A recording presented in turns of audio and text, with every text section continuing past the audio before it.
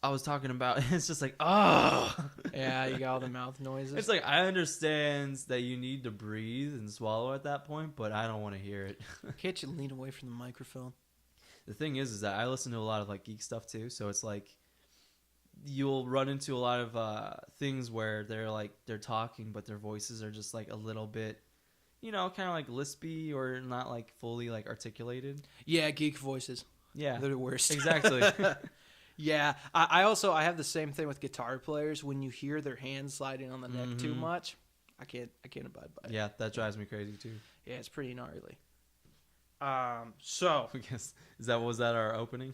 I have no idea because I can cut out whatever I feel like. Sure. I'm trying not to cut things out though. That's fair. Because like if we were really good at this, we wouldn't need to. That's fair. We are recording now? Yes, we are. Sick. Yeah. See, I snuck it in there. All right. So, yeah. I guess we got to say hello. Hello. I'm Nick. I'm Ethan. But see, we already know that, so that already makes the conversation strange. Just a little bit. It's like we're talking to people who aren't there. Ghosts. If you had to give it a name right away, what would it be? I'm sticking with the Babbling Barroom at this point. Babbling Barroom? Mm-hmm. Okay, that's what it is. So that's done. Okay. We didn't debate about the name like every other podcast. Fair enough. We're just like, that's what the name is. All right, fair enough. Well, cool. So Babbling Barroom. Sure. I'm writing that down. I mean, so long as everyone's cool with that, which I guess would be you and me. Yeah, all two of us. I'm fine with it. Cool.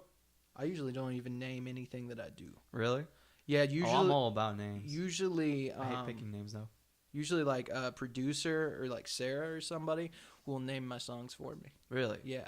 Really? Most of the time, yeah. Wow. I didn't know that. Yeah, because if I name them, I never name them on the turnaround line, which is where you usually name a song. Yeah. And then people look at me like I'm stupid, and then they name it, and it works better.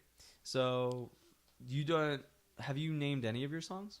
I have named a lot of songs, but probably half of them I don't name. Wow. Yeah. I didn't know that. In fact, one song, Unraveled, which is my favorite on the record, it was called originally Still Broke After All These Years. And now it's Unraveled. Well, I mean, I guess they both get the same idea across. Yeah, and they're both lines in the song. It's just a much wiser person than me decided it should be called Unraveled. And I decided that having a monster title like Fall Out Boy would probably didn't serve us. That's fair. Yeah. I mean, it probably is easier to say on stage. It's much easier to say on stage. For sure. Yeah, and people keep paying attention all the way through the title. No, I hate naming things because it's like you pick one and you're like, yeah, it sounds good, but there's always that like question in the back of your mind, like, what if something else is better? Can you imagine naming a kid? Mm-hmm. Yeah. Like, how do you deal with that pressure?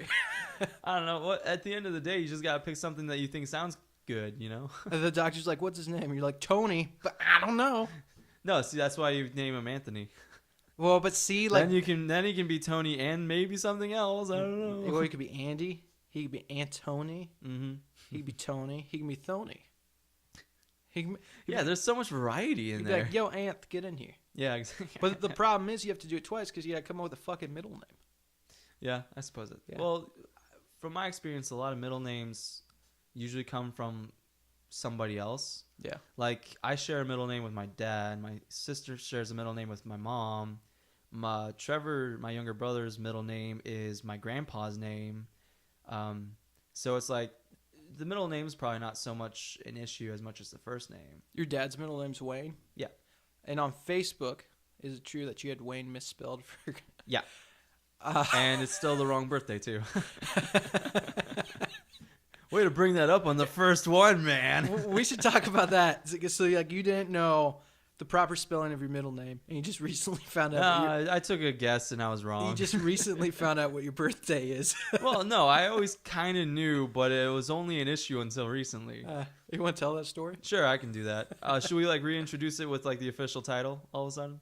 Or just get right in? Or As, like, have we already introduced ourselves? This is the Babbling Brook with Nick and Ethan. Here we go. Babbling Brook? Oh, the Babbling Barroom. You said it wrong! No!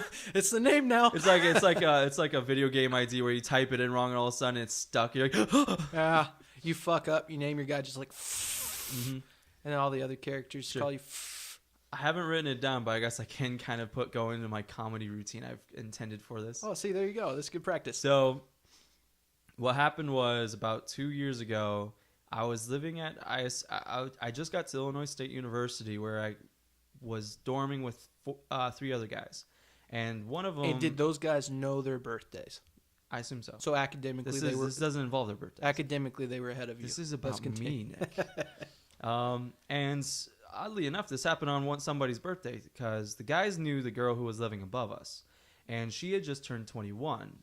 So we were going to go to a local bar called Pub 2, which is a really big college bar area because everyone can walk to it, which is what we did. We walked over to it. And everything was going fine. We were all in a good mood. We're like, yeah, it's going to be great. We're going to have a great time, So all my roommates were going out with her and her friends, and we were going into the bar, and we were in line, and we were going through one at a time.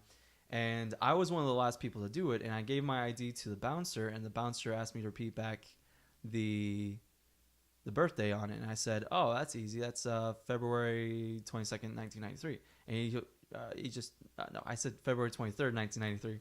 So yeah, I'm still getting it mixed up. You're still having trouble with it. Yeah. Well, that's because I fixed it. Yeah, I said February 23rd, 1993, which is my birthday. And he just kind of shakes his head and is like, nope, sorry, you got to step out of line. I was like, what are you talking about? Just completely off guard, just like, wait, what? I'm 22. What's happening? So like I can legally get in. That drove me. That was the worst part, was that I could legally get in. I was more legal than everyone else I was with. But he was like, no, you got to step out. And I was just sitting there, standing out like outside the line, just dumbfounded and confused. And then it occurred to me that I might have gotten it wrong. And he comes out and was explaining it to me. And I was like, wait, is it February 22nd? And he's like, yeah, it is. And I was like, oh no, I got it wrong. And, and it wasn't too bad because I went home and watched some Full Metal Alchemist and ate Cheez-Its. I made the most of it. But I did have to go back the next day because he confiscated my license, which was like the worst part about it because, I need my license. It's a legal license. It's got all my information on it. And it did lead me to a question of like, when is my birthday? Yeah. Why is my life a lie? Exactly. So I went home and I asked my mom, I was like, so Mom, am I born on the 22nd? Because I've always run into this issue. And she just kind of shrugs and was like, well, what happened is that my birth certificate says February 22nd, 1993. And so I asked my mom, I was like, why have you always been telling me it's the 23rd? And she says, well, the doctors got it wrong. And which is ridiculous because how do you get that wrong? Well, and at the time she was hyped up on birthing drugs. I mean, it's their jobs to get that stuff right. Exactly. And so I looked into it because I asked my dad. And I asked, Dad, so when is my birthday? And he says, well, your mom says they got it wrong, so. And that's about as much as I looked into it. Ethan, happy wife, happy life. Pretty much. It's the 23rd. And so it's one of those things where I can just. I mean, it's one of those things where maybe they did get it wrong because it was in Arkansas. That's true. I can just imagine this doctor bursting into the room with just smelling of PBR, drunk off his ass, being like, all right, we're going to deliver a baby. And it's not even a woman on the table. It's a man. And he's like, excuse me, sir, you're looking at my penis.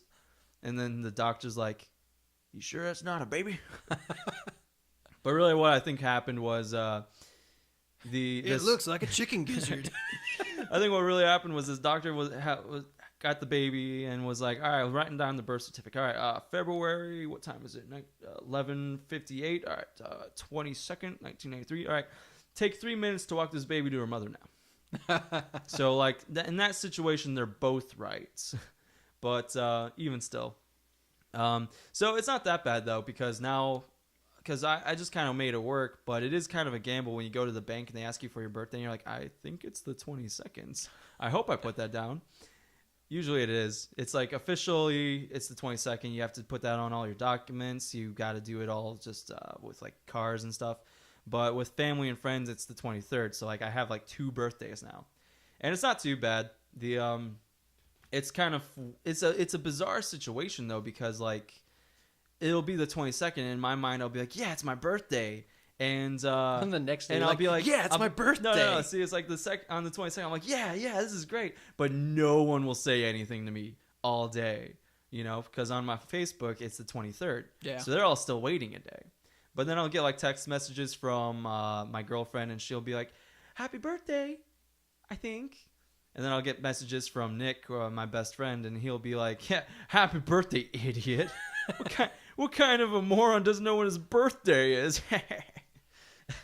The first time I found out about this, you texted me on February 22nd. You're like, I don't know if I should tell people today is my birthday or not. And I shook my head on my phone. I was at work.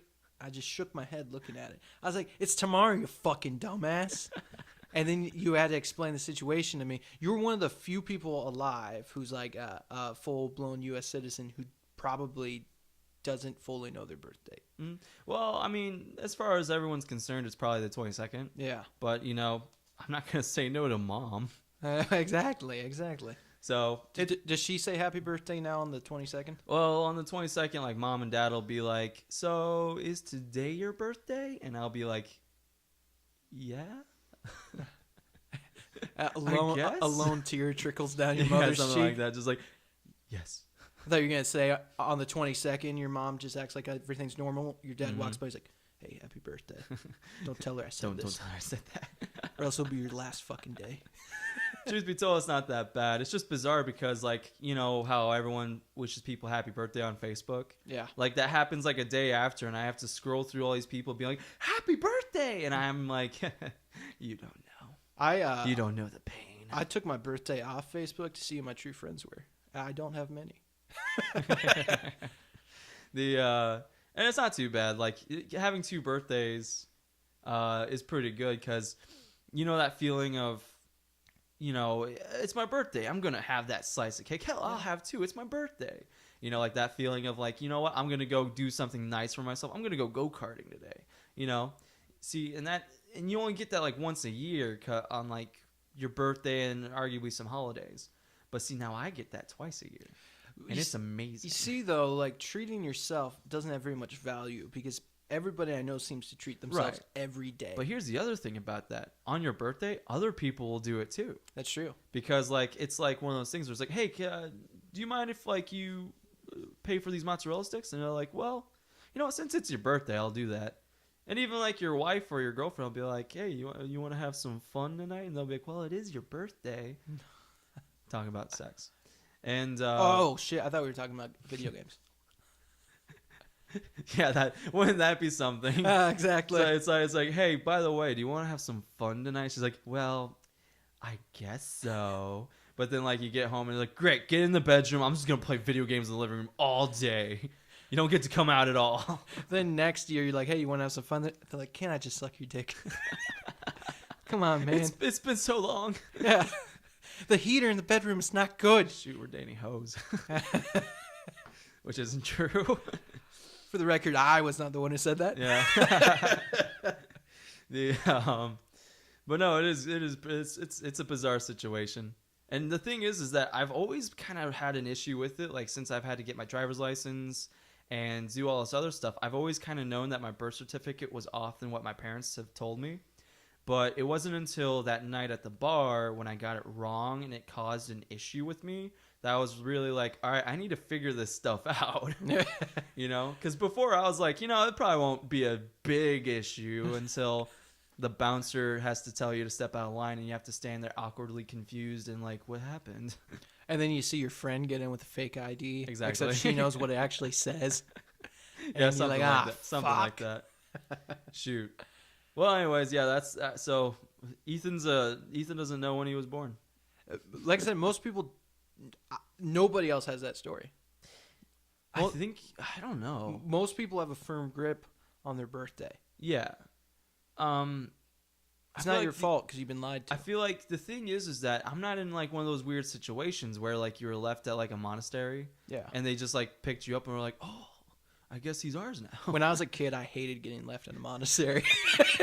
Well, you know, you've seen like those fairy tales or stories of yeah. like the mom in like a cloak leaves the baby at the doorstep or something with a note that says like, "This baby's poor and save him." I wish my origin story was getting like dropped off at a dive bar. Mm-hmm. I think that'd be cool. Yeah. Like you could sell that, you know? I don't know. I mean, it definitely builds character. It wouldn't even be like, man, he was raised by wolves. It'd be like, man, he was raised by day drinkers. Right. But I mean, it's like with like Moses. Do you think Moses knew what his birthday was exactly?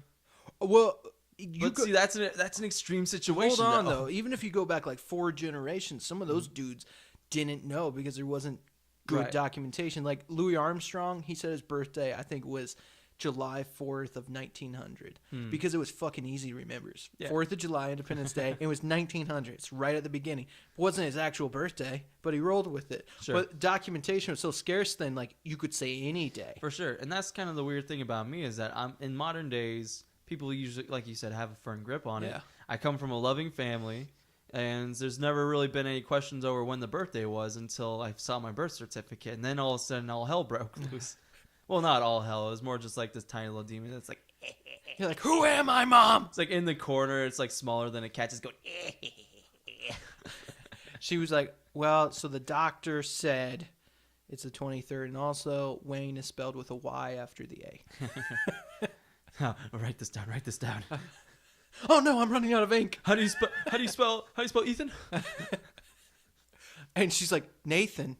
What are you talking about? You're like, no. Just get your name wrong. Nathan Wayne Ronson. Ooh, that'd be rough. Yeah, imagine that. I can't.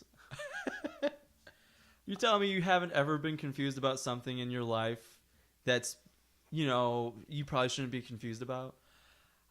Nothing as concrete as like my birthday. Sure. That's where it gets crazy. Like that's where it escalates. That's what makes it a good story. Is it's your birthday. Yeah. Well, this pales. So I knew my name was Nicholas. I thought I was named after necklaces. Well, everybody in my family, especially my Scottish great-grandma, she'd be like, necklace. Well, that's what she called me after she stopped calling me Christopher for a couple years. She wanted me to be named Christopher, and like everybody was like, she's old, we'll just say, hey, he's Christopher. That's weird. Yeah, so I was Christopher to her for a long time. I don't recall that. I just know the story. So wait, was it one of those things, did they lie to her, or did she just decide to call you what she wanted to call you? I think they said they left it up to her. I think it was more of an omission of the truth. Okay. Like, oh, and there's baby Christopher. There's baby. And they hand me over. Well, I just can't imagine being so like petty and stubborn to the point where you call someone by their wrong name just because you think they look like a Tom or something. Yeah. And then like as soon as I became like cognitive, she always called me Necklace. So darn grandmas. Oh, we could chalk that up to your Scottish accent. Like she was full blown Scot. Gotcha. So yeah, she had a cool accent. That's cool. Yeah. Scottish accents are pretty cool. Actually, I had a weird dream about her the other day. She'd been dead for about 10 years. I had this dream that she actually wasn't dead. I had just forgotten to visit her at the nursing home. I was like, man, I fucking suck. Like, yeah, that would be the reaction. Yeah. And then like I woke up and like I start thinking of ways I can spin it where it'd be like, it's not my fault. It's actually yours, Grandma. But, and then I realized it was a dream and that she was dead. Gosh, those are the worst when like you're having like a nightmare or something's happening in a dream and you wake up and you're like, oh my God. But then like you realize after a while, wait, did that really actually happen? Yeah. I remember one time this was before we were really, really close. I remember one time I had a dream where my closest friend at the time moved away or was moving away. And I was just like freaking out in the dream, just tears, crying, like hugging him, being like, oh, I'm going to miss you so much. And I woke up and I'm pretty sure it carried over because I was like, oh no, I'm pretty sure you said this to me like a week ago. And then like, it's just no good because you're like, it's not real, man, chill. And then your family was like, why is your bed wet from your tears? But you're like, I peed. They're like, why is it up by your shoulders? It's a powerful stream. Yeah. Poor aim, too. Hit the ceiling and it just splattered everywhere down on me. It's like raining piss. Whoa. What a sight. That'd be an act. That'd be a great punk band. Put that Raining Piss. Raining Piss. Yes. Because like metal, they got Slayer's song Raining Blood. Piss from the ceiling? Piss from the ceiling. It's more punk if that piss is coming from your upstairs neighbor and it's just like sinking down through the light sockets and stuff. That's gross. Yeah. Oh. Imagine that. I don't want to. Yeah, that's what we call cheap rent. No, the worst part about that is it's probably in a city somewhere and they're still gouging you for rent. Yeah, but probably. you have a piss waterfall coming from the ceiling tiles. Imagine. I don't know. I'm pretty sure you could do something about that. Something about sanitation or something. Yeah. You could definitely do something about it. For sure. So wait, we've been sitting on this topic about bragging for like forever now, and we haven't talked about it at all. I know. Yeah, I've been saving it up. You brought this up like 3 weeks ago. 3 weeks ago, yeah. And then I guess we haven't hung out. Or we did, and we decided to save it for the podcast. A little bit. Also, we were complaining about other things that were happening. Yeah, because there's always a lot of shit to complain about. For sure. This is America. Yeah. Yeah, so the idea of bragging or like egotism, it's been an interesting thing because my girlfriend thinks that I'm a bragger. And I don't think I am, because I'll acknowledge when I'm good at something, but it's always because I worked hard at it. You know, for sure. Like I would never brag about like my dick, because you're just born with it. You know, for sure. It's just is what it is. But the things that you actually earn, like I'll be honest about it. And I think it's damaging to lie. You know, because when I was coming up as a guitarist, I would go up to like other people I saw play and be like, "Man, you're fucking amazing." Mm-hmm. They'd be like, "Well, I'm not very good." Mm-hmm. And then it's like, "Well, what am I?" You know, like if that guy's not very good, then I'm fucking dreadful. You know, right. So, like, if I get a compliment on my guitar playing, I'll usually be like, hey, thanks, man. It just takes a lot of time and practice. And, like, I don't think that's necessarily a negative thing. I think I'm a good guitarist, but I play that sumbitch every day. So, like, if you have a right to say that you're good at something you do every day, when do you ever have the right? And I think false modesty, other than the fact that it's a lie, I think it's, like I said, damaging. Right. Oh, absolutely. Yeah. Yeah, that reminds me of this quote someone said I was watching like an NFL documentary or something like that. They're talking about the Bears defense because, go Chicago Bears. They're not going to do well. We're in Illinois. But one thing they said was that, like, if you said you're going to do something to someone and you did it, it wasn't considered bragging or boasting, because you were able to walk the talk. It's like, I'm going to go climb that mountain. It's like, you're not bragging if you actually did it. But if you didn't go do it and he just kept saying that he's going to go climb a mountain, it's like, well, put your money where your mouth is, Start doing something. And I'll never say I'm going to do something, because that's just a wolf ticket. Because, like, most of the things that you think, I'm going to do that, you don't ever do. Right. And that's why it's good to keep it in your head. Oh, for sure. But, like, after I've done it, I'll be honest about what I think my performance of it was, For sure. But yeah, it's an interesting thing. At the same time, she thinks I'm a little bit egotistical, which she probably has every right to think that. What's interesting is she thinks I'm a better guitarist than I think I am. But what that boils down to is, like, people only hear what you let them hear. Right. But I hear every note I've ever played, and a lot of them sucked and sounded like shit. So there's that aspect too, which keeps me grinding away at it. Yeah, I'm kind of running into that a little bit too, where I'm in the show Camelot at Cornstalk Theater. It just opened last night. Come see it if this is out in time. It'll be over by the time, but you can still go sit in the grandstands. Sure. And imagine. But it's an interesting experience, because, like, I'm very doubtful about my singing, and I'm getting better. I'm getting more confident. But it's weird when you're singing in a chorus and you're not sure about your note, because you hear your note louder than anything else because your ears are right next to your mouth and it's what you hear most. So, like, you don't know. It's harder to tell, like, if you're blending in with people, especially with microphones. But then, like, everyone else will be like, no, that sounded great. And you're like, oh, good. All I heard was my, like, in the middle note that's supposed to just, fill the balance and stuff like that. All I heard was my jazz note. Exactly. Well, I mean, it's like, you got to fill in and stuff like that. Yeah. But you do, if you work on something, and this is what we were talking about earlier as well, is that if you work on something, if you see it from the beginning all the way to the end, you know where all the kinks are, the weak spots are, what needs more work, what doesn't need more work, et cetera, et cetera, et cetera.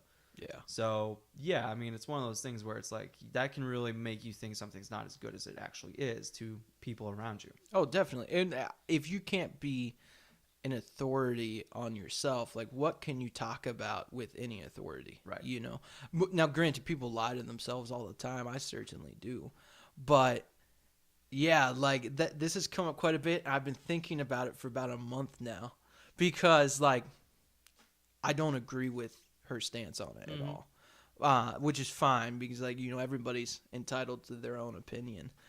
But I really wonder though, because we live in a time though when it is really looked down upon to say, "Hey, I'm good at this," So I wonder, with all the self-esteem issues we see going around, I wonder if a factor of that is because we can't sit back and acknowledge that we did a good job when we do it. Right. We have to say, "Oh man, I know it could be better," but no, like if you did the best you could today on that song, or you do your best performance that you can tonight, even if it's not your best performance ever in your life, the best you can give tonight, hungover.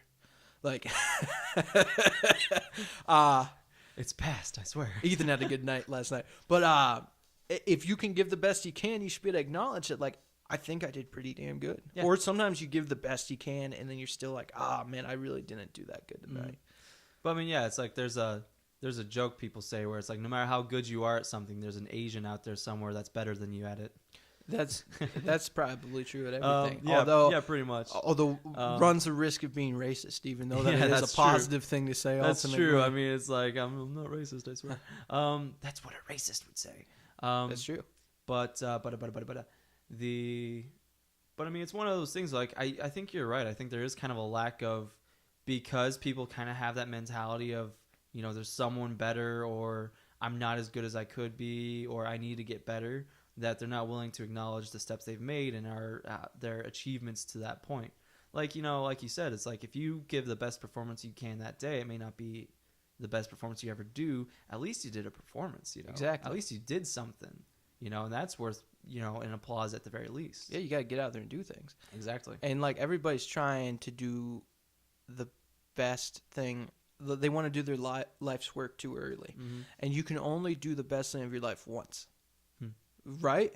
Well, I mean, mathematically. Yeah, so every other day, you just got to do the best that you can that day. And like some days you just slay and other days you don't. Yeah. And it's just how it is, part of being a person.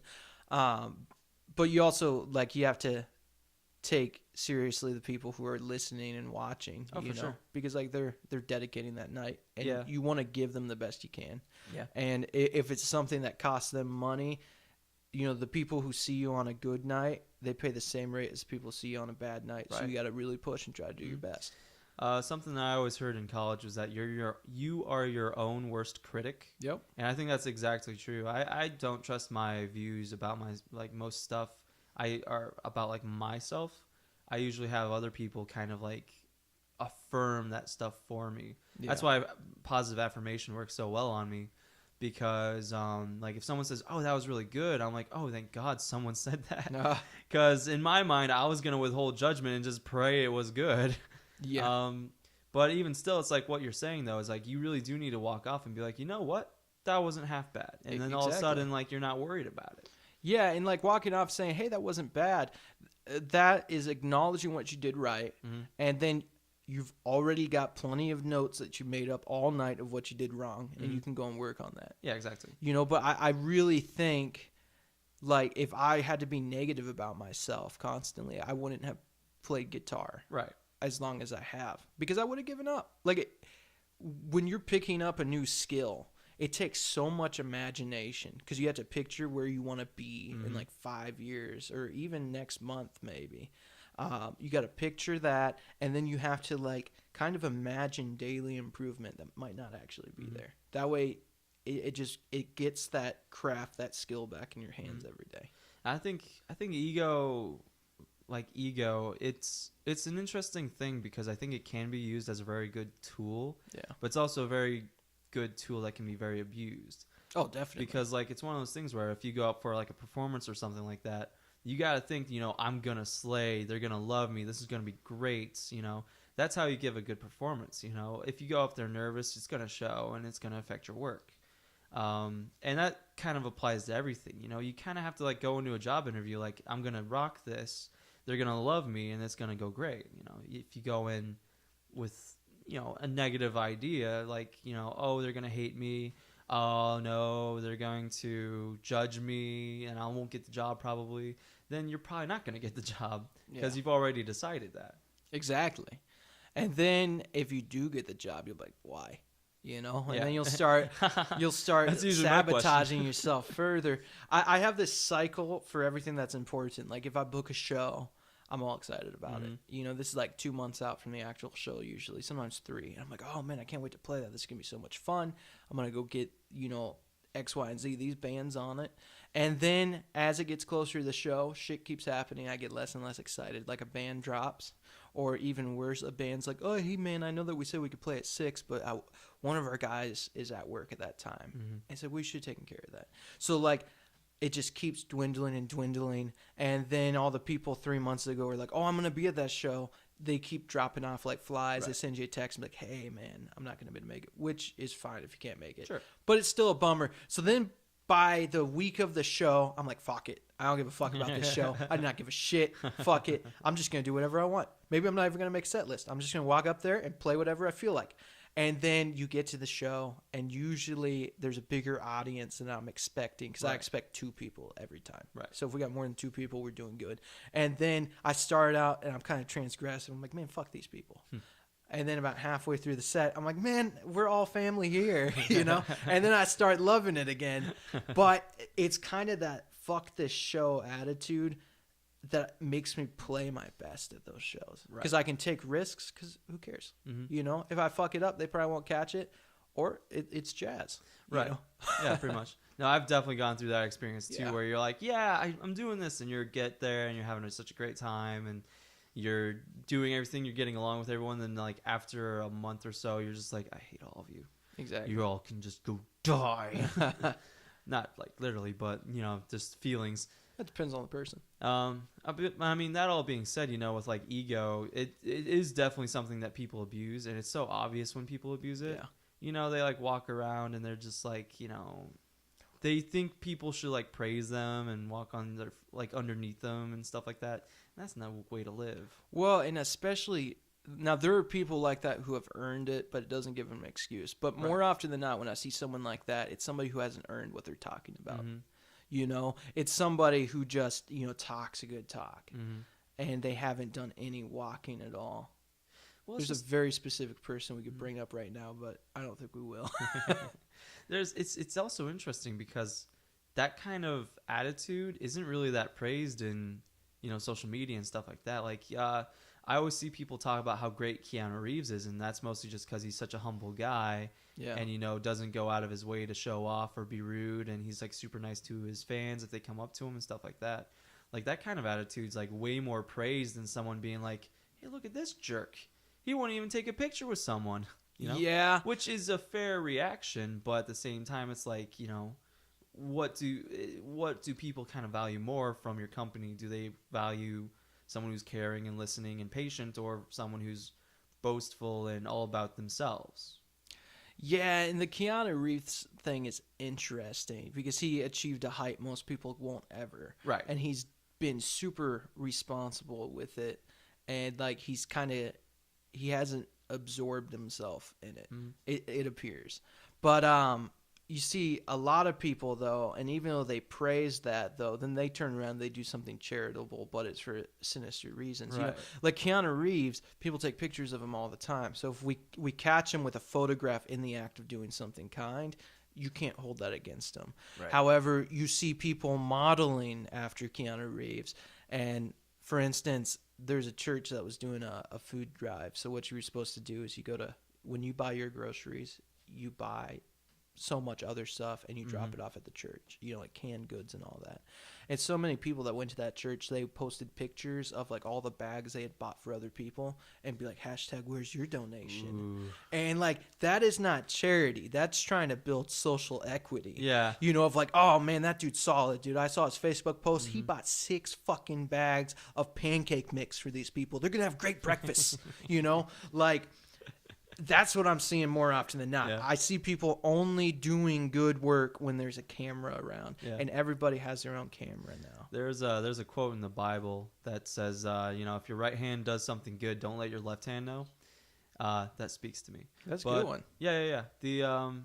And I think that's how it is like if you do something good, you cannot boast about it, because then all of a sudden it's not about the good thing anymore. It's about you and the person you're boasting to. Yeah. And that's not the situation at all.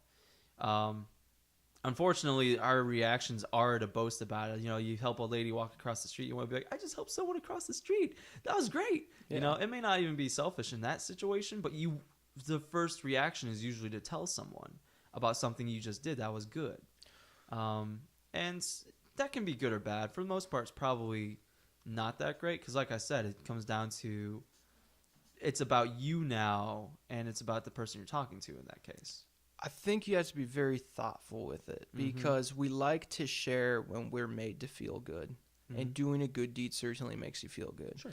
So like if I do a good deed, and I try to do good deeds whenever I can, but if I do one that's like exceptionally out of the ordinary, I'll probably tell you or Holly, sure, you know, either one of my best friends, just to be like, man, I feel great from this. It was such a cool experience, because you want to share those things, but I'm only sharing that with people I'm already intimately close to, you know, but I'm not posting about it on Facebook. Right. I'm trying to like express, you know, that this good thing happened, and like, you know, more often than not, if I'm texting you or Holly about that, you guys probably have a similar story to share, and then we can both, you know, kind of celebrate this great thing. But if you publicize it, it's not good. Right. Well, I mean, I feel like it also kind of like comes in degrees. Like just now, I just thought of this time where I saw this woman. She just finished unloading her cart at Walmart, and I was walking by, and I only had a small thing, so I offered to take her cart away and put it in the rack. And she said yes, and she was very gracious about it, and I did it. You know, that's not something I'm going to go around boasting about. But I can see, like, if you go out and, like, pick up trash off of the highway and stuff like that with, like, a bunch of other people and, like, decide to put a picture up there. Yeah. Like, that's kind of okay. But at the same time, it's like it'd also be even more okay if they were like, next time we're doing this is then sign up if you want to be a part of it. Like, if you're trying that'd probably be like the best way to do it. If you're trying to build a movement, and I think like if you really evaluate yourself and you're gonna do something good and you know you're gonna take a picture and post about it later, right. I think if you really have to be honest with yourself of, would I do this if I wasn't gonna share it on social media later? Right, exactly. And if you would do it anyway, then you get a little bit more of a pass to post it. And if something good can come of it in a larger way by you sharing it, then for sure. And that's what people kind of skated by with on that food drive. Right. They're like, oh, by being like, hashtag, where's yours? I'm sharing information. Exactly. I'm trying to inspire people. Yeah. And like, it's sketchy, especially because that's something not everyone can do. Right. There's been plenty of times in my life, even 3 months ago, when I really probably couldn't afford to buy anyone else any groceries other than the groceries I needed for myself. Yeah. So then, like, you know, you're making other people feel like it's such a slippery slope, and you could turn any good deed into an evil act. Oh, for sure. Because, like, in that situation, it's like you're shaming people for not being on your level, and that's not okay. Exactly. Well, like, you know, what I described as, like, picking up trash, that's like there's no one being put down because of it. Yeah. It was just, you know, like, oh, this is the group that did this, and this is when we're doing it next. Like, I feel like that's the best way to do it. But if, like, you're putting someone down, if you're sitting on a high horse or a high chair or whatever you want to call it, and you're just trying to show off, that's not good. And you're right. Like, maybe before you do something, you should be like, is this going to be something that I will boast about, like, on Facebook? Yeah. Or is this going to be something that I should, you know, just quietly do? Yeah, it's like, am I going to do this noble deed with a noble heart, or is it for social equity of some kind? You know, are you getting something out of it? You'll always get a good feeling. Something I just thought about is like maybe the best way to inspire people to do good isn't to talk about what you did, talk about what somebody else did for you. Like there's this one time, there's a couple. That's an interesting thought. Yeah, isn't it? Yeah, there's this one time a couple years ago. And I've never done this go-to good deed. A lot of people do it, and it's a cool thing to do. But I was I was in the drive-thru at Avanti's. I'd called ahead to pick up food, and when I got up to the window, they handed me my stuff, and they said the person ahead of you paid for that. Mm-hmm. Like that's a great deed, because that person's doing that, and they will never get a thank you from me because they just drove away. Yeah, you know? I love stories like that. It's I super really cool. wish I was in a situation where I could do that like all the time. Oh hell, you'd feel great. And then so maybe what I should be doing is I should be talking about the people who have done those things for me rather than the things I've done for other people. That's an interesting It idea. is, Maybe isn't it? maybe that's the way that we should start looking at it. And we all have stories like that. Mm-hmm. Now, it's not all of them are as explicit. Like that one's right Sure. in your face. It's like they just paid for your meal. Mm-hmm. Those people, they didn't even know how much food it wasn't expensive, but they didn't know. It could have been for sure. $30. Who knows? But they were willing to take that gamble. For sure. I mean, that's great. I'm glad that happened to you, man. Yeah, I had that happen to me one time at Starbucks too, which was super cool. Oh, Starbucks is probably the easiest place to do it too. It's a good place to do it, although you really run the gamble there because Oh yeah, you never Starbucks know. isn't cheap. You never know what your total's going to be for those coffee drinks. For sure. Now, I mean, one idea that people would probably think about this as well is that no good deed comes through complete selflessness. Yeah. There's always a bit of selfishness for you. Like people would even say that doing a good deed simply to feel better is selfish in of itself, and it's one of those things. I've never really bought into that because it's like in that situation, actions speak louder than words. Because like if you're just doing it for a good feeling, at least you gave like some beans to a shelter or something like that. You know? You took some action to it, you know. Exactly. And like even if somebody, let's say someone does 10 good deeds a day and they just do it to maintain their happiness high, even though that is a essentially selfish motivator, it benefits everyone so much. I don't even think that's a bad thing. Yeah, it's like you still did 10 good things. Yeah, even if you're like, I did 10 good things and this is all about me, and you're not bragging about it on social media. Sure. It's still like ultimately like that's way on the spectrum of goodness, you know? Right. There's this interesting idea I heard not too long ago. I can't think of who said it, but they were saying instead of tithing, why don't you put back 10% of your income and you do something special like with it? Like you buy your friend something, you know, maybe buy them a new TV because they really need a TV. Like, I can't think of who it was, but they said that would be your favorite amount of money you ever worked for. That 10% that you do to like really, you know, help out your buddies and stuff. And that's a cool idea too. Sure. You know, that can go a long way. And like you'd reap so much joy for that. Because when you buy yourself something, if you're like me and you stand in the checkout line and you're like, do I really need this? Is it worth it? Right. But then you buy it and like you don't really feel that great about it. But if you buy something for somebody else, it feels pretty cool. For sure. You definitely do feel good about it. Yeah. You know, especially after they get it and they're happy to see it and et cetera, et cetera. Like that stuff's great. Yeah, exactly. But I mean, yeah, it's one of those things. It's such like a fickle business though. Because, like, we just described, like, 8 different scenarios where people are both bastards and saints, essentially. For the same deeds. Yeah, and essentially there's not, like, that big of a difference between them. So it's just one of those things where it's like, why is it that there's a line there, and why is it that it's so obvious when it's crossed and when it isn't? Yeah, I mean, that's an interesting thing. And it boils down to, like, the quality of character and, you know,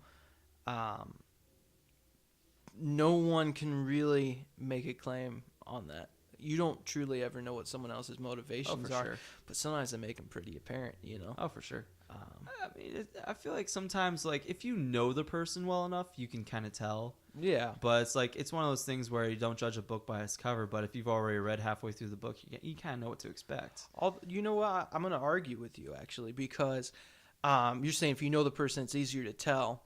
I would almost say it's easier to tell if you don't really know the person. Because, like, let's say somebody who's added me on Facebook, because I got a lot of people on there I don't know. They just saw me at shows, I'm assuming.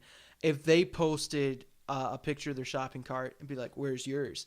I'd be like, man, fuck this person. Right. However, if you did that, I would give you the benefit of the doubt because I know you. And I'll be like, well, he must be trying to make this a bigger thing. He doesn't realize he's looking like a fucking prick right now. Yeah, okay, that's fair. You know? Well, I mean, I feel like most of that's just forgiveness.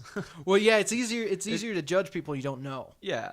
Well, yeah, that's true. Because people you don't know, you think of them as like static characters rather than dynamic. Yeah, that's true. And what I meant by like, you know, it's harder to tell the true intentions behind someone you don't know because you don't know them. Yeah. You know, it's like I mean, like for your example, it's like you can kind of tell what my true intentions are because you know me. Yeah. But if it was some stranger, it's like maybe they do this all the time. Maybe they're just showing off. Maybe they're genuinely trying to, you know, just be like, hey, I did something good. Yeah. It's like, especially through like text and Facebook and stuff like that, you can't read anything within context almost. It's just one of those things where it's like, what do we do? Yeah. Well, you know, there's some people you meet and they have like almost like a Christ-like or Buddha-like air to them. Mm-hmm. And even if you don't witness them doing good, you're like, I know that guy does a lot of good stuff. Yeah. Yeah, I've definitely met people like that. They just kind of have like this aura that they help out at like homeless, like food shelters. Yeah, they seem like hyper realistic people. Mm-hmm. You know, it's like, I can't believe this person exists. Mm-hmm. They're usually very good listeners too. Exactly. Like they'll hone in on you. I remember one time, I just got back from New York. This was back in high school. I just got back from New York and I was just ready to tell everybody about it, hand out gifts and do all this stuff. And we all went to Chili's and my cousin was in town and he was working at a church at that time. And it went semi-okay. I was a bit frustrated because I wasn't able to keep the spotlight on me for as long as I would have liked. But for whatever reason, I think he kind of could tell and he was like honing in on me, being like, yeah, tell me about it, like what happened and stuff like that. That like meant so much to me, and it's like it was a cool example to me over like how you can be a good listener and be well attentive to someone who needs it. Yeah. One of my very good friends, Logan, who we'll have on this podcast probably sooner rather than later. Talk to me about that. I'm just kidding. He's actually going to take your seat and your microphone. No. But he listens closer than anybody else. Mm-hmm. And when he listens, like all you can see in his eyes is just pure empathy. Mm-hmm. Like he's in there at the moment and he's paying close attention to what you're saying. You know, and there's very few people like that. Right. Most people, you can see kind of the wheels turning and they're thinking of what to say. Mm-hmm. And most people aren't just sitting there listening. Mm-hmm. And I think it also kind of depends on what they're listening to as well. Yeah. Because like this is something that happened to us the other day. I think I'm a very sympathetic person, but we were seeing people talk about an issue that they had happened to them a year ago, and they were still very, very sensitive about it. Yeah. And we were kind of both on the side of like, well, you gotta toughen up and you gotta go get over it, and you gotta understand that people won't go out of their way to make it easy for you, essentially. But at the same time, it's one of those things where it's like, you know, maybe this is really, really hard for her. Maybe we should be more sensitive and stuff like that. But at the same time, it's like, should you find a balance? Should you take a stand, or should you just let it all go and, you know, try to be, you know, nice about it, essentially? Yeah. And I've had a huge turnaround on that in the last year or two, mm-hmm. because I used to be just like a full-blown, like as nurturing as possible, let people develop how they need to. Mm-hmm. Let's try and shield them from the world so mm-hmm. they can keep being pure of heart. But now, man, like I've turned around. Divorce probably played into it, where I'm like, man, fucking life's pretty tough. Yeah. And like, you gotta be tough or else you're going to be miserable all the time. Oh, for sure. You know, and like you got to be the toughest motherfucker you can be. Mm-hmm. And you always got to be trying to be tougher. But we've talked about just yesterday, I think, how easily that could turn to callous. Oh, for sure. You know? Oh, yeah. I mean, it's one of those things though where it's like sometimes the loving hand slaps you so that you start remembering what to do. It's like, you know, you're out you're about to touch like a fire because you're an idiot, and someone's like, "Hey, don't do that." Yeah. Well, you're stupid, and all of a sudden you're like, "Oh, stupid people do that." You know, it's like it's harsh, but at the same time, it's the right lesson at the same time. You know, so sometimes I think taking a stand and being like, "Listen, is good and beneficial, but it also depends on if they're willing to listen as well. Yeah, because a lot of people, they keep making the same mistakes, Mm-hmm. and they need it pointed out. And there's other people who are making the same mistake and they don't care. Yeah. There's this songwriter, Matt Nathanson, who's like a champion of stage banter. And he introduced one of his songs. I think it's called Kept. I think that's the song. And he goes, essentially what it is, it's him getting back into like a relationship that's failed multiple times. It's you getting ready to run into a burning building and your buddy goes, stop, there's fire. And you're like, yeah, I'm cold. And you got to listen to him do it because I'm sure he does it better. But there's a lot of that too. Like there's some people, I think it's positive reinforcement. Somebody who probably hasn't gotten the attention they needed in their life from family and friends and, maybe significant others, they make a big fuck up and all of a sudden everybody's there and taking care of them for a moment. And that's positive reinforcement. At that point, why would you not go and do it again? Right. Well, it's like if you need the attention, you're just going to cause issues for yourself so that people give you the attention. Exactly. And like attention getters are really demonized right now. And arguably that's fair, but in the end, like everybody needs a certain amount. And if they're not getting it, they'll find a way to make somebody give it to them. Oh, for sure. I mean, I feel like that's a big thing with kids these days. Yeah. Is inattentive parents, they'll have their kids being like, Mom, Mom, Mom, Mom, Mom, until the mom gets fed up and just goes, what? Yeah. And it's like, none of those situations are good. It's like if the kid needs something, attend to it. But like if it's getting to the point where you're just shouting at the child now, that's not good either, Yeah. And then, and this comes from social work, the child in a situation like that, if that's a child's usual day-to-day life, the child starts to associate outburst with love. Exactly. Because it's all they got. Well, not only that, it's like now they know how far they have to go to get that attention as well. Exactly. So if that's the case, then all of a sudden they're going to find out that breaking something is going to make it a lot faster. Yeah. And next thing you know, you're going to have a lot of broken stuff. Yeah. Not just families. I mean, I don't have any kids, and I don't plan to have kids. So, like, all my opinions on this definitely come from a spot of somewhat ignorance. Yeah, that's true. I don't have any kids either. I'm also trained in it, though, because I work in child welfare. Sure. And kids are a tough beast, man. Sure. For sure. And they will try and break you. And if they break you, you lose. Mm-hmm. It's just how it goes. And that's what I tell a lot of people is I'll be like, you let a 2-year-old beat you in a game of wits. Yeah, pretty much. Like, get control of yourself. And if you yell at them in anger, you probably lost. Mm-hmm. It's just how it goes. And that's how it is with, like, most debates. Like, whenever a big rule of, like, debates and how to talk about political or big issues is if you get mad at any point or if the other person gets mad at any point, you lost the debate. It doesn't matter if you made the right points, if you outsmarted him or outwitted him or everyone was on your side, blah, blah, blah. If either of you get really mad to the point where you can't talk socially or respectably, then it's no one wins in that situation. Yeah. And it's tough not to get mad, though, especially when you're talking to somebody who's ignorant on the subject, but they just like to argue. They're like, the Earth's flat. No, it's not. The Earth's flat. No, it's not. Well, what's wrong with you? And we also live in a time, and we've talked about this, where like there are experts in every field, and we have access to their research. Experts aren't always right, but they're more right than people who aren't experts. And like the flat Earth thing, it's crazy. It's like, dude, Galileo already did this shit. Yeah. And then like everybody pulls out the like, oh well, who paid for his research? Nobody. He was fucking put on house arrest. He had nothing to gain from this. There's also just other studies too. I think the big one that people have been pointing out is there was this guy who saw like a monolith in Egypt or something, and it like stood so much high and cast such a long shadow, and he went north to like a completely different country with the same type of monolith that's the same size and measured the shadows at the same time. And based on the different shadows at the same time of day, he was able to tell the circumference of the Earth. And it was actually right, like, to how we know it today. And that was like, 400. Yeah. So it's like one of those things where it's just simple observation. You can tell it.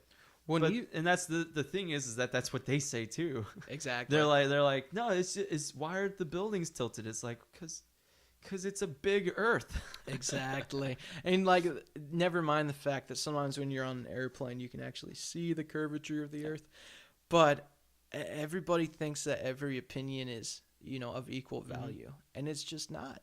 But we also live in a time, and this is what I equate to the flat Earth thing, where like there's so much false information floating around that people don't know what to believe. Oh yeah. It also makes me think though, like I was listening to Modest Mouse, which is a rare thing for me because I'm not a huge fan. But there's a song and it says the universe is shaped exactly like the Earth. If you go straight long enough, you end up where you were. And I was thinking, there's a lot of people who hear that who's like, this idiot. He thinks the Earth's round. And as it turns out, though, and I'm probably wrong about this because I don't know jack shit about the cosmos. As I understand, though, I believe the universe is flat and plate-like. That's what I've been told. I don't know for sure. I don't think that's the case. I think our galaxy is like the Milky Way. Maybe that's kind of flat. Maybe that's what I meant. I don't know anything about the cosmos. Yeah, but like all of space and just all of it. I think it's if I'm not mistaken, I think it's like eternally expanding. So like I think it's just stretching out as far as it's still like going. Yeah. And as far as I know, I think it's like a radius where it's just expanding in all directions at the same time. Huh. Because if it was flat, wouldn't we see the top and the bottom at some point? Then again, I don't think we've seen the edge of the existence either, though. So there's also like we had steak right before this, and that was a thick steak. So if we were right in the middle of that steak, we wouldn't necessarily be able to see that it was a flat item. Yeah, I mean for sure. Like if we're talking size, like maybe it is flat and it's just too big for us to see it. Yeah. But if that's the case, then I don't think it really matters. We're definitely treading dangerous water because I can say with authority that the Earth's round. Well, yeah. Well, I mean, it's one of those things where it's like, if it's about perspective, like in that situation, like I said, I don't think we've reached the edge of existence. Yeah. So like whether it's flat or round or cube or pyramid, it doesn't really matter because I mean it's like we're so tiny in it that it's like all we really got to worry about is our solar system essentially. Exactly. Sometimes not even that. All we got to do is worry about our Earth. Yeah. Well, and like there's a lot of holes in my knowledge. For instance, being homeschooled, so like I don't know anything about the cosmos. I bought a book by Neil deGrasse Tyson, and I haven't opened it yet. I don't know jack shit about that guy. I just know that I like him. He's always smiling. I'm like, he seems like a really happy like a dude. Friendly guy. He has a mixed reaction nowadays because people like him, but it's also like those pseudo intellectuals will be like, yeah, dude, I listen to him all the time. I'm smart. Yeah. And most of the stuff he's saying nowadays kind of comes off as smug or smarmy or kind of like hoo, I know science. And so there's like a mixed reaction out there. I think for the most part, though, he's pretty popular. My take on the guy, knowing nothing about him, he strikes me as one of those dudes who is able to take a very complex subject and kind of simplify it enough that the layman can understand. That's right. And that means nuance is always going to be left behind. But so I don't know much about the cosmos. I'm terrible with geography. I know very, very little of any science at all. I cheated through college. I took my biology test with my neck craned to the left, looking at the student next to me. But yeah, so there's that. It's horrible. Where's my other deficiency? I didn't know really anything about history until I finally had a good college teacher who talked about it because I can't memorize things. I don't even memorize how to play songs. I just know how they go, and then I kind of do my own thing. Gotcha. So I don't memorize jack shit. And most people who teach history, they want you to memorize dates and names. And then you take a biology class and they want you to memorize whatever the fuck you do in biology. So yeah, there's definitely huge holes in my knowledge in that regard. Yeah, and I'm the exact opposite because I'm a genius. Yeah, exactly. No, because I can memorize stuff, and I actually really like biology and history and all that. Well, you had a 4.0, right? No, I don't think I've ever had a 4.0. But the first biology class I ever took in high school, I had like 104% in it just because I got everything right And then got extra and credit. got extra credit. Yeah. I was going to make a joke. If you did get a 4.0, I'd be like, he did major in acting, though. Mm-hmm. So It was close. It was close. it's pretty easy. Yeah. There's just a few B's in there. I will say this. In college, I never got below a B. It was always A's and B's. And I don't think I've ever cheated. In fact, I actually was a bit of a prude about that. Yeah. Because I remember one time I was taking this geography, it was like world geography or something, where you have to like memorize countries, where they are in a map, what kind of stuff they have, whatever he told us about it, basically. And it was never too bad, but I ended up being in a group of people there, and we were all studying together and having, it was actually kind of fun. Well, the day of the test, it was like the final or something like that. We're all kind of sitting near each other, and like, gosh dang it, they were whispering to each other and just telling each other answers. And I was like, guys, you don't need that. But like, they did need it because they sucked at it apparently, because they weren't putting in the effort because they knew someone was going to have their back. And I'm over here like, this is an easy test because I studied and I memorized. Like, couldn't you guys just do that? And I mean, for sure, I think I'm a pretty good test taker, so maybe they had some anxieties that I'm not taking into account. And I'll give them the benefit of the doubt there. But at the same time, it's like, if you're not going to do it on your own, if you're not going to stand up on your own and you're going to have someone, lift your pants up for you, like, that's not okay. Well, and that's a good point. And I shouldn't say I can't memorize. I can if I put in the time. Just like anyone could play guitar great if they put in the time. But I just have zero interest in memorizing shit. I'm not a fan of it. But it made me think. I was in an earth science class, and in lab, one of the tests we had to take is we had to identify. There's like 20-some different rocks we had to identify.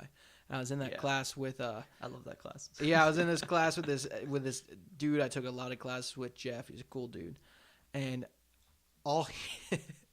the only thing he had memorized about these rocks is one was halite, and that's what table salt comes from. Mm-hmm. So he licked every goddamn white rock until he licked something salty, and he's like, halite. That's the only one he got right. Oh, that's hilarious. I was like, man, that go guy. around the system, man. Exactly. Well, that's like trivia, though. It's like, if you know it, the answer's easy, the question's easy. But if you don't know it, it's all just a guessing game. Yeah, and I was totally fucked on that test too. Mm-hmm. I got like a 10%. I did a little bit better than he did, and I was a little bit smarter too. If I saw a white rock, I wrote halite. I didn't lick it. Mm-hmm. I was just like, one of them's got to be it. I'm pretty sure I aced that test.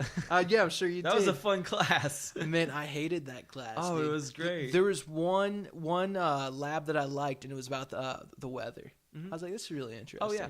I took one class just about weather. Oh, really? It was amazing. But, like, it was bizarre, too. It was actually the same teacher that was doing the world countries on the maps and stuff like that. Oh. Weird guy. Like, there was a weird class setup because there was 5 tests, and you didn't get graded for showing up. You didn't get graded on any quizzes or homework or anything like that. You show up, you write down whatever's on the PowerPoint, study that, and you take the test, and that's what you're graded on. So, like, if you're bad at tests, he's a horrible teacher. Yeah. But in my personal opinion, I think the tests were pretty easy because if you had all the information from the PowerPoints, you had all the information that was going to be on the test. And so if you just go through your notes like 5 times, you would have done okay. But it was great because, like, I got to learn about the different types of clouds, how lightning's formed, how tornadoes are formed, and that stuff's fascinating to me. But it was bizarre because I was having a good time. I was getting straight A's on the test. Like, I was aiming for 100% on each of these tests, just because I thought it was fun. But I had so many people that would come up to me and be like, oh, yeah, I had to retake this because I got such a poor grade the last time, so I'm really trying. And I'm over here like, how did you mess this up? This stuff's not that bad. I mean, like I said, if you have, like, test anxiety, he's a horrible teacher because you're just going to be freaking out the whole time. But as far as I could tell, these people were just lazy and didn't show up to class because he didn't take attendance. So, like, you could easily skip. And if you have someone there to take notes for you, it's super easy to do that. And you won't pay many penalties for it. But at the same time, it's like, you're just being lazy. Yeah. And that's not okay. I was super lucky in school because I test well too. And if I went to class, I didn't have to open the book because like I could retain enough just because I'm good with sound. Yeah. So like people speaking to me, I can usually remember what people say.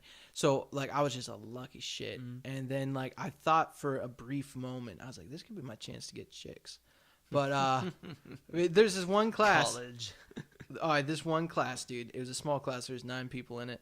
And the teacher had made this post about the first test on the online school area, but it was an in-class class. And she goes, the test scores range from, I hate when teachers do that. She's like 72%, which is a good bottom. That's not bad. Everybody not at passed. all. And she goes, and the highest of 115%. And I read that. I was like, man, fuck that person. Showed up to class before the teacher gets there. I was talking mad shit about whoever got 115%. It was me. And Gosh, I love stories like that. Yeah, the teacher comes in, and like what she would do is she would like call out the person's name. They'd come up, they'd get their test, they could review it. Sure. So she's just looking right down at the paper, and she's like, Samuel, and then Samuel walks up, she hands it to him. She's just looking at the paper. Cindy, I can't remember these people's names. And then she looks at me, she's like, Nick. I was like, oh, fuck, I got that 115%. Oh, no. And the girl in front of me, she's like, well, I know my study buddy. I was like, this could be my chance. This is it. Yeah. Brains over brawn after all. Which is funny that I had even that much faith in my game because I played guitar pretty well then, and I still had no girls. Like, but I was like, this fucking... You'd imagine that'd be enough. I was like, this fucking marriage and family class, like, this is how I'm going to meet my family. I also, in that class, I wrote this crazy paper. We had to write about our expectations for marriage. Yeah. So I wrote like the most like chauvinistic thing ever. About, I'd have to try and dig it up. It was pretty funny. I think I'll let you read it. Probably. You do write some funny papers. Yeah, I wrote some horrible things in that paper. The most egalitarian of it about who would take whose name. And I was like, well, it depends on who has a cooler last name. And I still stand by that. Yeah, well, that's fair. Yeah, like if I were to marry someone, their last name was like something cool like Sebastian, I would take it. I think the coolest last name I've heard was Wolf. That is pretty cool, especially with the E at the end. Yeah. I don't know why, but that E really makes it fancy. The silent E. Yeah, exactly. Yeah, man, that's a funny difference between you and I is that I'm very robotic when I write, I think, and you're very banter. It's because I'm an art kid. I'm always like, oh, I gotta express myself in this fucking history paper. There's this one class. It was a humanities class, and we were writing about Dante's Inferno, and there's very strict guidelines about what we were supposed to write about. Yeah, analyzing the stanzas and all that bullshit. But I was like, I want to write about how it makes me feel. And the teacher, she gave me a B, and she wrote on it. She's like, you did not follow this assignment at all, but it's a good paper. Oh. So I got by with that. Wow. Yeah, dude. Wow. And then I did it to her again with the Iliad, which I hadn't read because I didn't have time. Yeah. But I have seen Troy. Oh, yeah. I've definitely BS'd my way through not reading stuff. It's pretty easy, man. And then she gave me a C on that one. She's like, this joke's kind of getting old. And wow. I was thinking, woman, this isn't a joke. This is my life. Unfortunately, this is what it's become, trying to express myself through academic papers. You got to wade through a lot, though. I remember there was a controversy happening with my family not too long ago. This was when Jonah was in high school. Oh. What happened was he wrote a paper about Planet of the Apes. You know, the James Franco one? I don't know. Oh. No, I think it was the original one. Oh, even better. Yeah. But there was a big issue with it because he wrote the paper. It wasn't a bad paper, but he got like a horrible score on it. And they were so mad, and Dad got upset about it and stuff like that. Were they mad at Jonah or no? They were mad at like the teacher. They're yeah. like, "Why did you give him this? It's a good paper. What are you talking about? He talked about all these things." And this is why you shouldn't always take advice of people who aren't in the class or who aren't taking the same project as you are. Because I looked at the assignment, I looked at his paper, and I was like, "Yeah, you didn't do anything he asked you to do." It was like he asked you to talk about these 3 things, or like one of these 3 things, and you didn't talk about any of that. You're just talking about like the theme of the movie. You know, that's not what he asked for. You know, that's why you got a poor grade. But they got super mad. I think he ended up dropping the class because of it, because it was like they thought it was like unfair or something like that. And it was a weird situation for me to be like, you guys are wrong. What happens?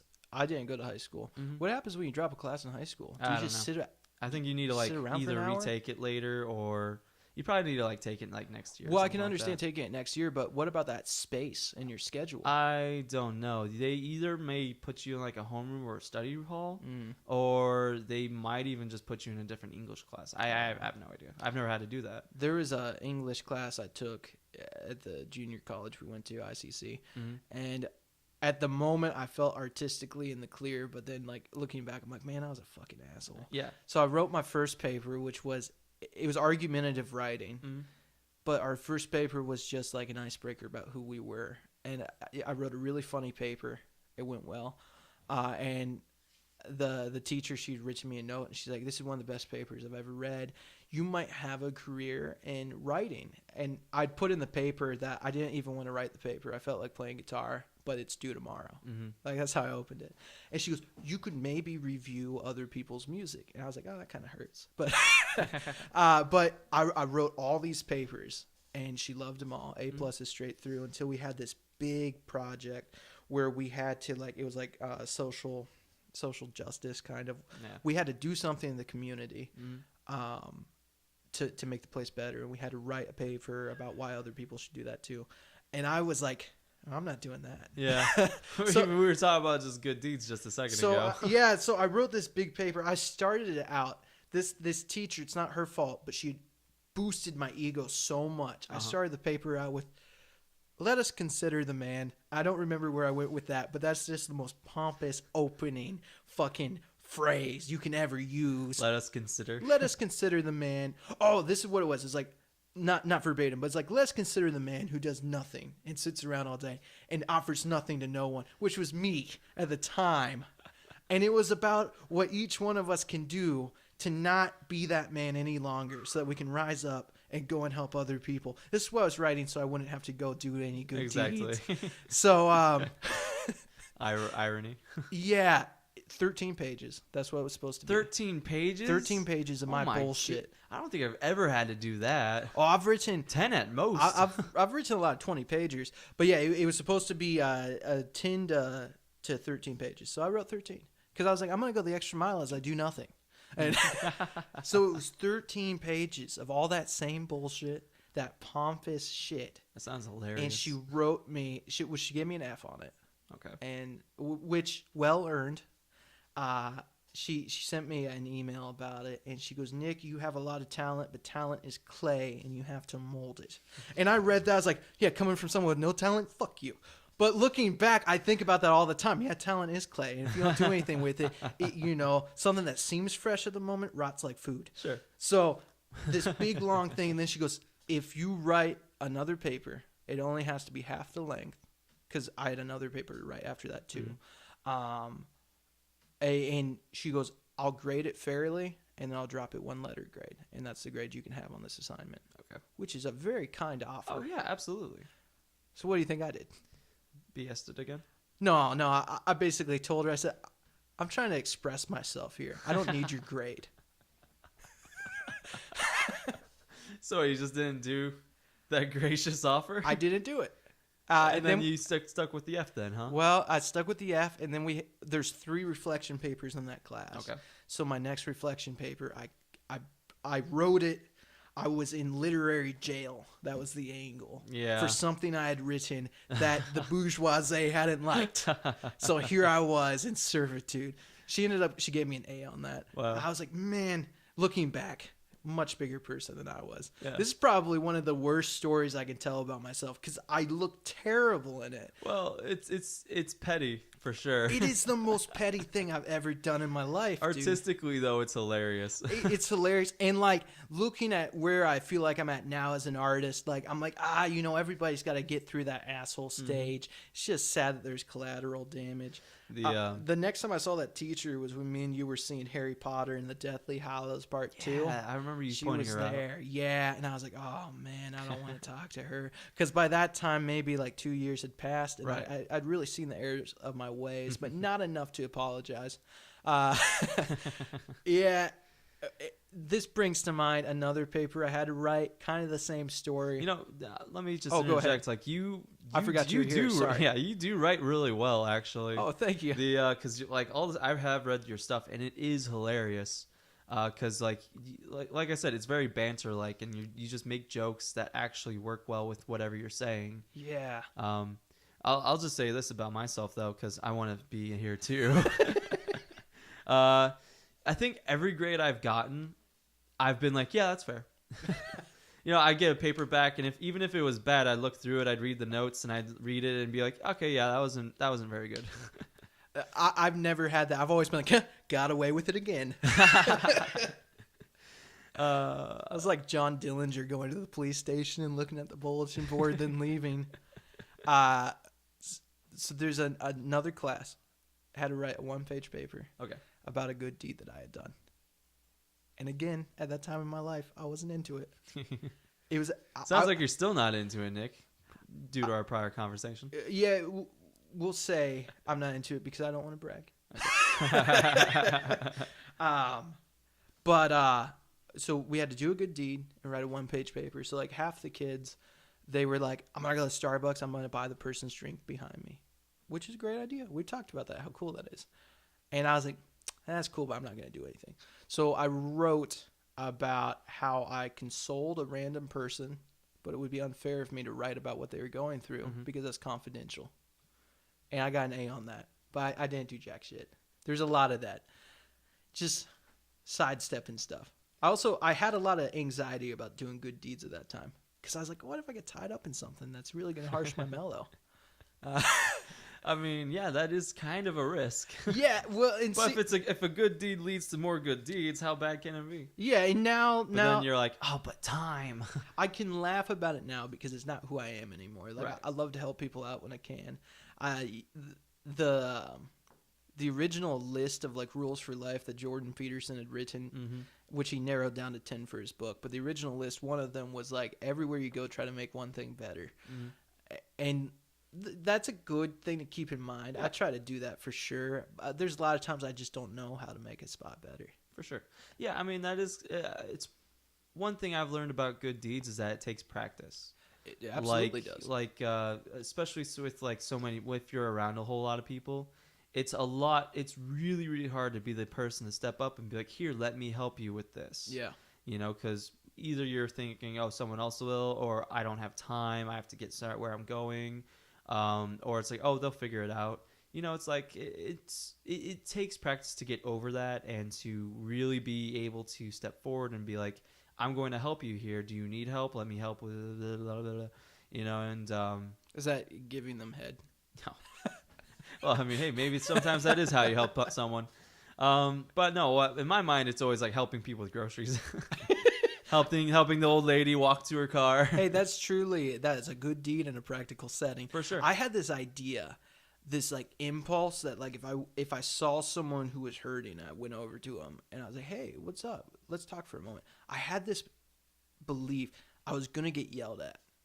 Like, get away from me, you know? Like, I had to overcome that, but that's practice too, because then you help out people a couple times and you're like, whoa, people are actually grateful for this. Yeah, well, it is a risk. It's a risk. Which is a weird thing to think because it is a good deed. Well, but, they're the wounded party, so I think that they kind of get the right. If they want to lash out at you and be like, right. Fuck off. I mean, like, there is an ingracious way to accept help, for sure. Yeah. But, I mean, it's strange how a good deed can be risky because you are putting yourself out there and you are putting yourself out to be rejected and turned down. Yeah. And that might also be why people often don't do it, is because they're just like, oh, they won't even accept it anyways. Why bother if they're just going to say no? Yeah.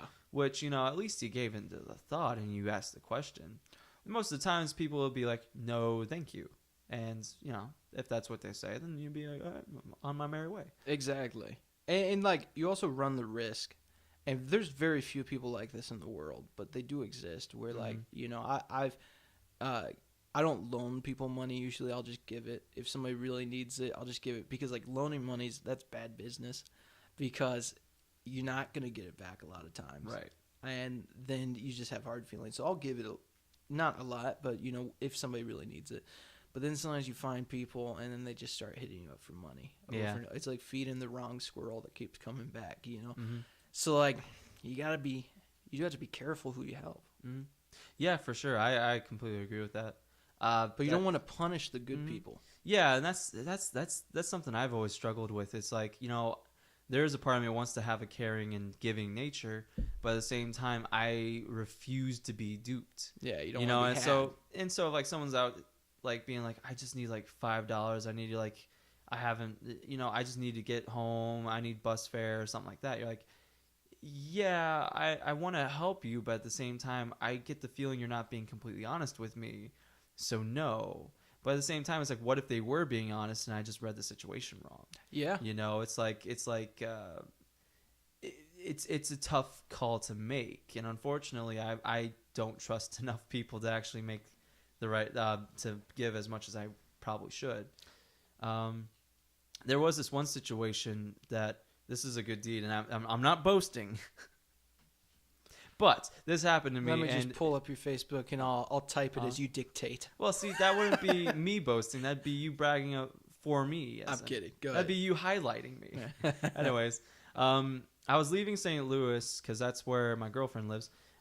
We were going. I stopped by this gas station. It was a QT right next to her apartment, and I'm just getting gas, minding my own business, trying to figure out. I think it might have been the weather. Just doing my thing.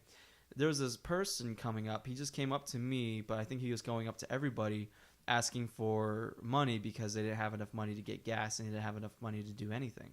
And so he came up to me. I asked him how much was their bill, and he was like, we don't have anything. We don't even have gas. We're just trying to like get out of here and get home and stuff like that. And I surprised myself a little bit because I pulled out $10 and I gave it to him, and he was super grateful.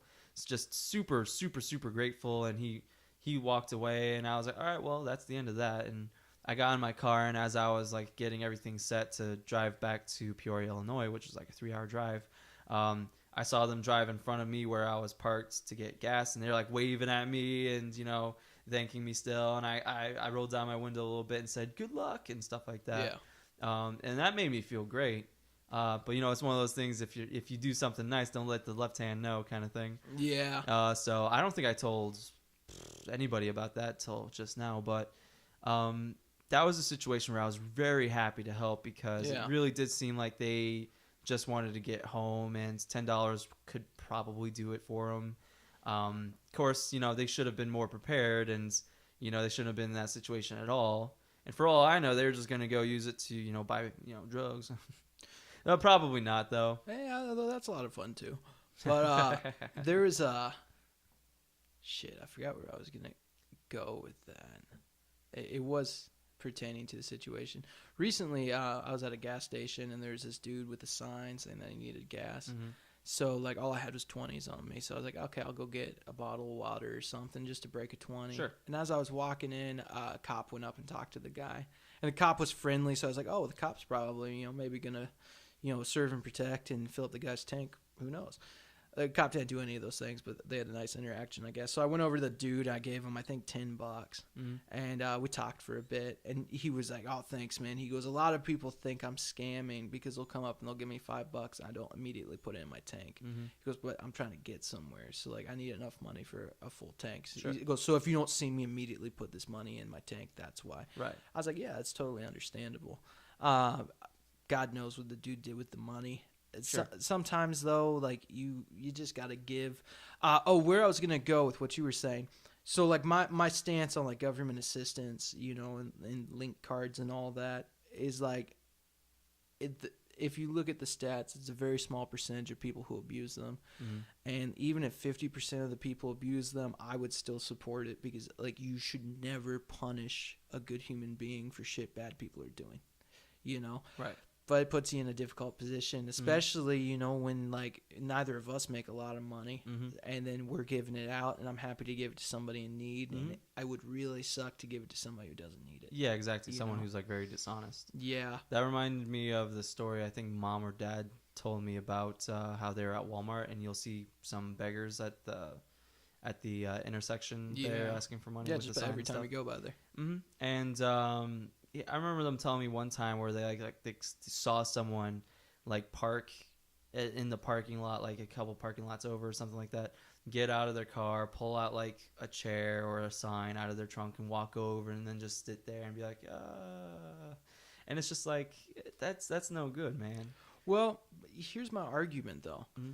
Those people begging for spare change and stuff, they're not telling you, hey man, I don't have a car. Yeah. They don't have, they're telling you they don't have income. Yeah. You know?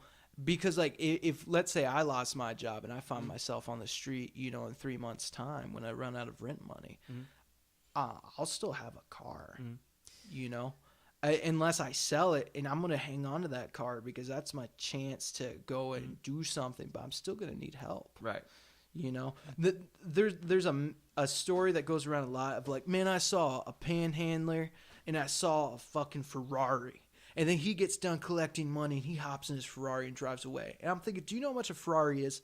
No one who can afford that's going to be like, I'm going to go stand outside for 8 hours on a hot day. Yeah, exactly. And try and get, you know, maybe $4 an hour. Right. Like, Now, I might have missed out, but I'm not completely sure. There might have been a wheelchair involved with that story as well.